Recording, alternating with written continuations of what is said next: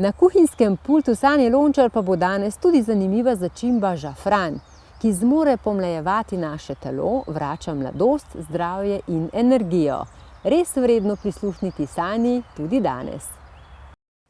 No, zapoved današnjega časa je ostati dolgo mlad, lep, vitalen in zato plastična kirurgija ima veliko dela.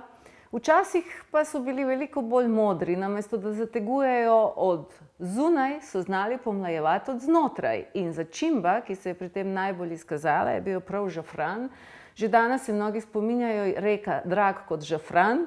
Razlog je, da so resnično verjeli in danes to znanost potrjuje tudi, da je to začimbnica, ki zmore pomlajevati naše telo. Skozi to, da pomlajuje kri, skozi to, da pomlajuje živčevje in skozi to, da deluje kot preverjeno antidepresiv, ki se ga da primerjati z vsemi sinteznimi, ki so v uporabi, je žafran res zaslužil svoj sloves začimbe, ki vrača mladost, veselje, energijo.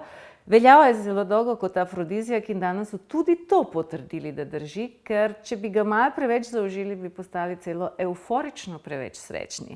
No, z žafranom pa je treba znati delati, treba ga je tudi znati pravilno kupiti, ker v igri je veliko ponaredkov, ampak enkrat, ko ga imate, a bo res drag ali ne, je odvisno od tega, če znate z njim pravilno delati. Glejte, za 2 osebi zadošča 10 žafranovih nitkic.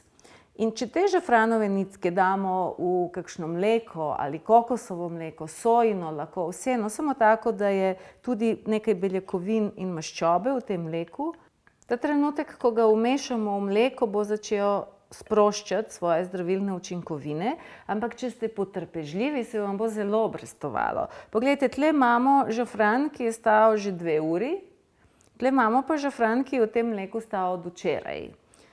Že barva vam pove, da to ni enako, tudi okus je popolnoma drugačen. In če ste dovolj potrpežljivi, pa žafran namočite en dan ali celo več vnaprej, potem boste dobili mleko ali recimo kokosovo mleko, v katerem se bo izlužilo vse tisto, kar gre v vodo in v maščobo. Boste dejansko zajeli vse, kar žafran lahko ponudi. In potem, ko enkrat imate recimo na ta način pripravljeno mleko, iz tega naprej žafran lahko uporabljamo na različne načine. En izmed teh je, denimo, da ga uporabimo in naredimo odličen žafranov riž ali proso ali kakšno drugo kašico. Torej, skuhamo riž na vodi in ko je riž skoraj kuhan, toliko, da ga lahko odstavimo samo za še minutko ali 2, mleko z žafranovimi nitkami damo noter, premešamo. In pustimo, da se še par minut lepo vpije in boste dobili odličen žafranov riž. Seveda, potem mu lahko dodamo še druge začimbe, sol, tisto, kar jed že narekuje.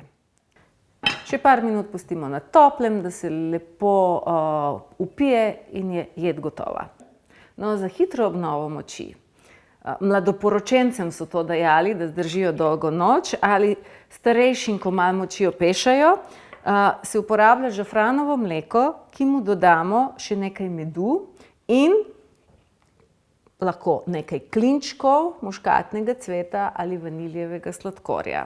Vaniljev sladkor gre odlično, bo izboljšal okus, klinčki res delujejo in kot afrodizijak in za dvig energije. Edino, če vam je že vroče, preskočite klinčke, potem pa se držite predvsem vanilje pa muškatnega cveta. Muškatni cvet tudi da več moči našemu srcu in potem dobimo napitek. Edino morate paziti, tega se res ne sme piti preveč, ker boste preveč v rožicah.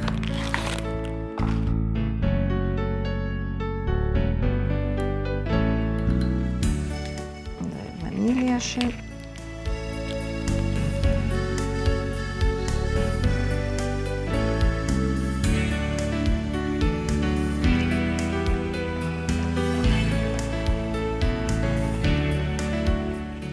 Torej, ko enkrat imate tako pripravljeno, potem to lahko dodajate v čaje, lahko dodajate v kakšne druge napitke, lahko dodate tudi v kakšno sladico, recimo kakšno kuhano proso z malo banane, zalijemo s tem in res bo energije in dobre volje dovolj.